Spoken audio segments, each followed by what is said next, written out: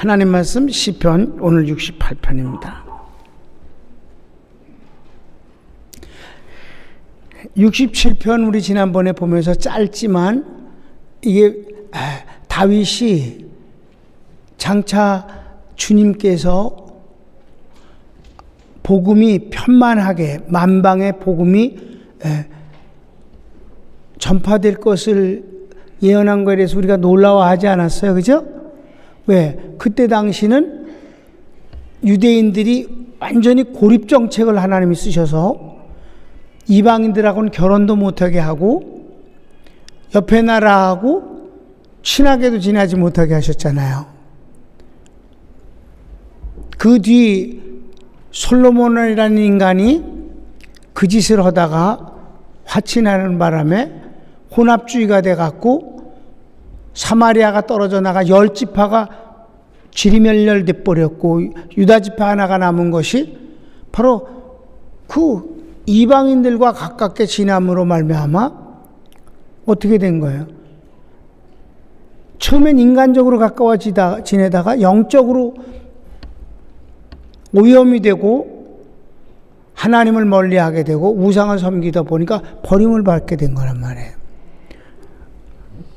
그런 때인데도 불구하고 다윗이 하나님의 성령의 영감을 받아 마지막 때에는 이 복음이 만방에 모든 민족에게 전파될 것을 예언했다는 점이 놀랍다는 말씀을 지난주에 드렸는데 들은 것도 같고 안 들은 것도 같고 그래? 나도 한 것도 같고 안 한 것도 같고 그래. 그럼 오늘 이제 68편은 같은 다윗이 이 68편 전체는요 굉장히 길어서 오늘 18절까지만 보는데 그 역사를 통해서 하나님께서 우리를 구원하시고 그리고 구별해 주시고 지정해서 우리를 내 것이라고 완전히 확증을 하는 것이 이 땅에서도 구원이지만 이제 천국 갔을 때 그리고 마지막 심판 때가 그것처럼 확실하게 구별되는 때가 없잖아요. 마지막 때는 믿지 않은 사람들은 심판을 받고 지옥으로 들어가고 우리는 천국으로 가는데 그 전에 이미 구별되는 것은 휴거와 남은 사람들, 그 다음에 7년 대환란 가운데서 믿는 자와 주님을 대적하는 자들, 마지막 재림 때 믿지 않은 자들을 한 사람도 남김없이 주님이 죽여버리신단 말이에요. 아주 몰살을 시켜버린단 말이에요. 세계가. 그래서 그 시체가 너무 많아서 공중의 새들이 와서 그것을 처리한다는 얘기가 나오잖아요. 그 뒤 마지막에 그 이제 죽은 자들이 부활해서 지옥으로 들어가는 것. 이것처럼 선명한 게 없단 말이에요. 그런데 68편은 바로 그 마지막 때를 말씀하고 있는데 그 마지막 때를 말하기 위해서 다윗의 이때 시가 먼 앞날을 말했을 때 시편 110편 같이 아무도 모른단 말이에요. 그게 예수님이 대세상으로 계실 것과 재림하실 때 모든 것을 죽이는 것과 이런 것들을 해봤자 시편 110편 짧지만 7절뿐이 안 되는데 아무도 몰랐단 말이에요. 68편은 주님의 마지막 때에 이 구원받을 사람과 악한 자들의 심판을 말하면데도 불구하고 그거를 어떤 식으로 하느냐 하면은 과거에 주님께서 원수들을 멸하시고 하나님의 백성들을 선택해서 그 가운데서 보호하시고 인도해 주셨던 사건들을 회상시켜요. 그런 걸 통해서 19절부터 지금과 그리고 장차 심판에 대한 것을 얘기하고 있다 이 말이에요. 근데 하나님의 말씀은 구원이라는 거는 옛날에도 있었고 지금도 있고 앞으로도 있기 때문에 항상 시간과 상관없이 그 사건이 넘나든다 이 말이에요. 아셨습니까? 이제 그걸 보는 거예요. 이미 설명을 했어요. 그러니까 이제 1절부터 6절까지는 하나님은 어떤 분이냐? 구원과 심판을 해주시는데 상선 벌악을 하는 거예요. 그 선에 대해서는 상을 주시고 악은 벌하신다는 이 기본적인 자세가 나오는 것인데, 여기서 선과 악은 딴 게 없어요. 사람이 다 죄인이고 죄성이 있지 뭘 그래. 하나님의 백성에 대해서는 하나님 상을 주시고 은혜를 주시고 하나님을 대적하는 자들에게는 벌을 내리신다는 것이 일반적 상산벌악하고는 다른 거죠, 기독교는. 그거를 보겠습니다. 자, 읽겠어요. 1절 시작. 하나님은 일어나사 원수를 흩으시며 주를 미워하는 자로 주의 앞에서 도망하게 하소서. 이거는 말이에요, 민수기 10장 35절에서 인용을 한 거예요. 민수기에서는 벌써 나온 거예요. 그걸 다윗이 그것을 인용을 한단 말이에요. 한번 민수기서 10장 35절 볼까요? 시작. 괴가 떠날 때에는 모세가 가로되 여호와여 일어나사 주의 대적들을 흩으시고 주를 미워하는 자로 주의 앞에서 도망하게 하소서 하였고. 똑같으잖아요. 이게 무슨 말이냐면, 이 주님께서 이 광야에서 이 성막을 만드신 이후에는 항상 움직일 때마다 법궤가 맨 앞에서 레위지파가 이제 메고, 고아자손이라고, 레위지파 안에서도 고아자손이 따로 있어요. 그 사람들이 법궤를 메는 거예요. 그리고 앞에 가면 백성들은 바짝 못 따라가요. 법궤이기 때문에 멀리 떨어져서 따라가게 된단 말이에요. 그때 구름기둥과 불기둥이 그 법궤 위에서 같이 움직이는 거예요. 그런데 전쟁 때도 전쟁으로 나가는데 법궤가 앞장선단 말이에요. 그러면 적들이 언제나 괴멸당하게 돼 있는 거예요. 그 얘기를 하는 거예요. 지금 이게 민수기서 10장은 바로 그 장면을 지금 다윗이 이것을 인용하고 있다 이 말이에요. 그러니까 무슨 말이에요? 하나님과 함께하는 자를 하나님이 앞서가시면서 모든 일들을 하신다는 거예요. 원수를 멸하신다 하는 점이에요.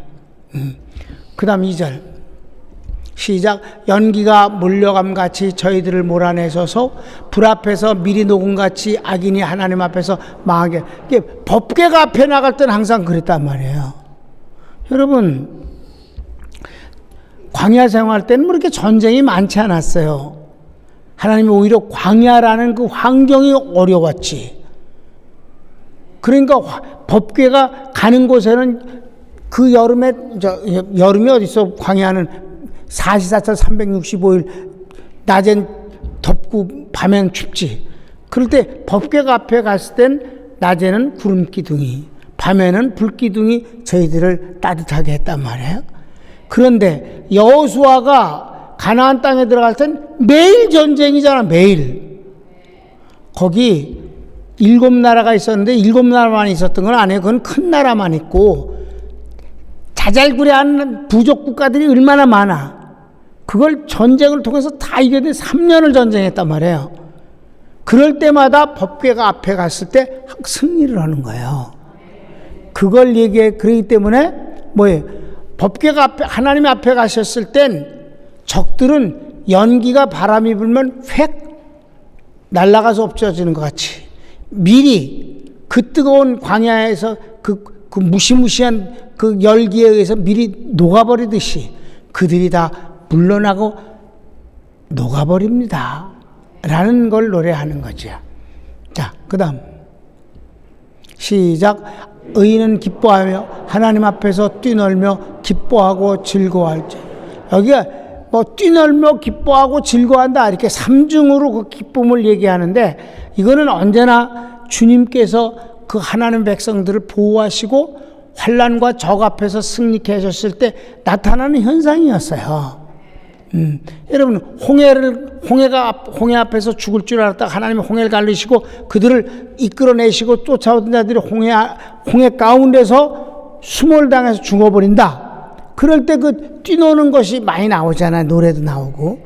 마찬가지 적들 앞에서 적을 아주 깨끗이 승리했을 때 이쪽은 죽지도 않고 그랬을 때 가족들이 얼마나 뛰놀게 가슴이 졸이고 있다가 뛰노는 것은 기쁨은 크지 않느냐.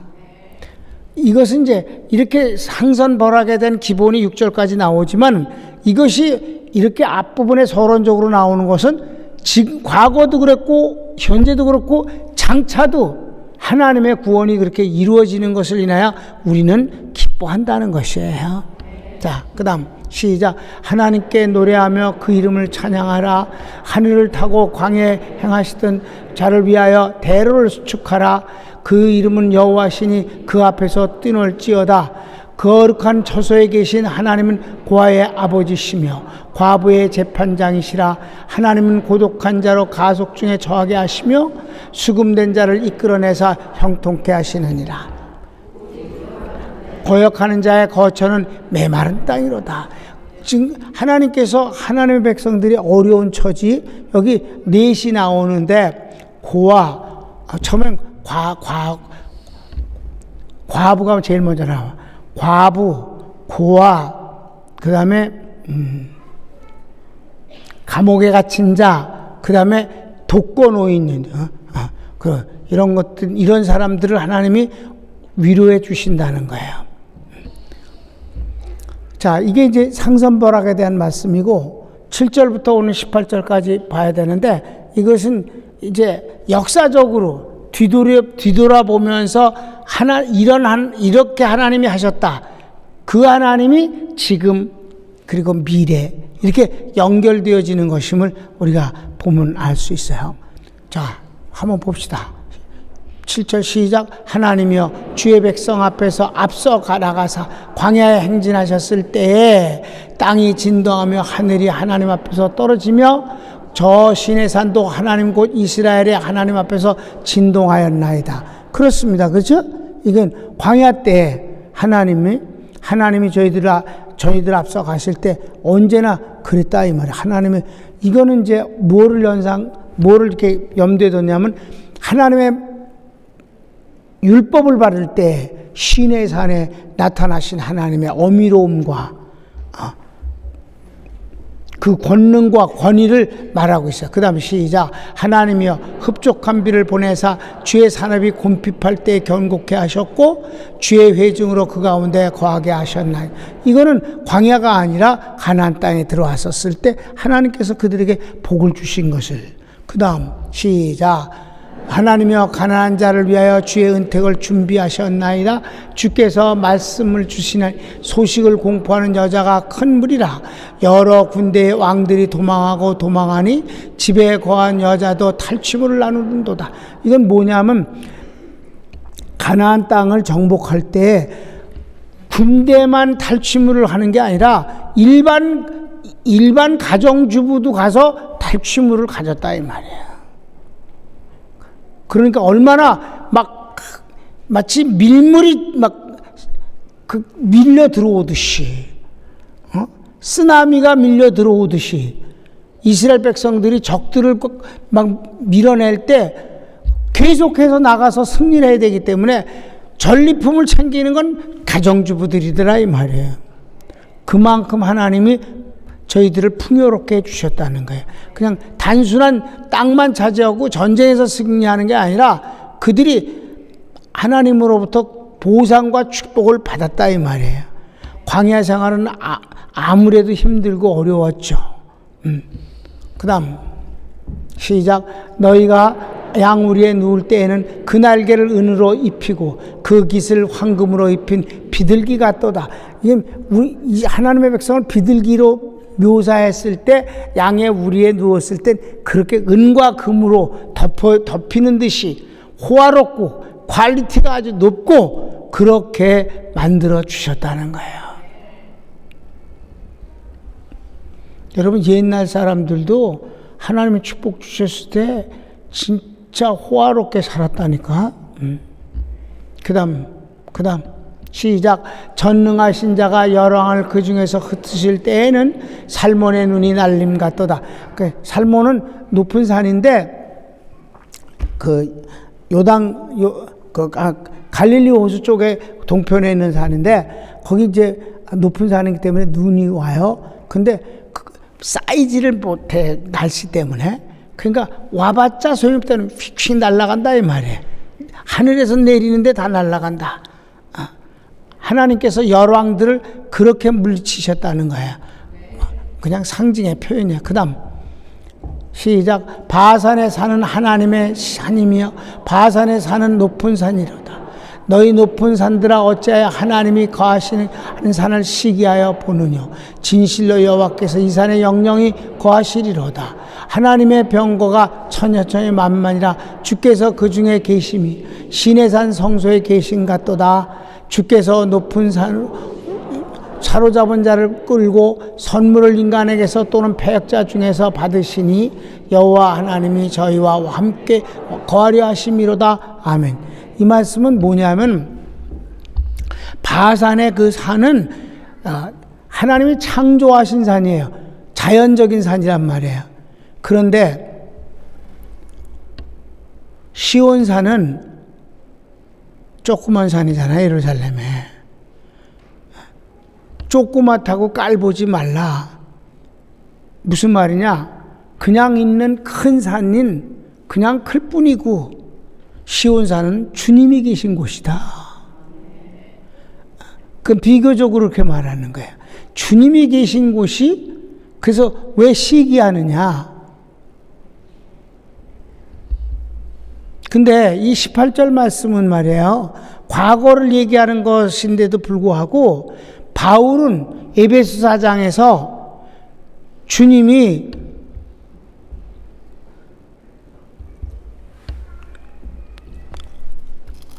에베소 4장 8절 말씀 한번 읽어봅시다. 다 같이 시작. 그러므로 이르기를 그가 위로 올라가실 때 사로잡힌 자를 사로잡고 사람들에게 선물을 주셨다 하였도다. 아멘.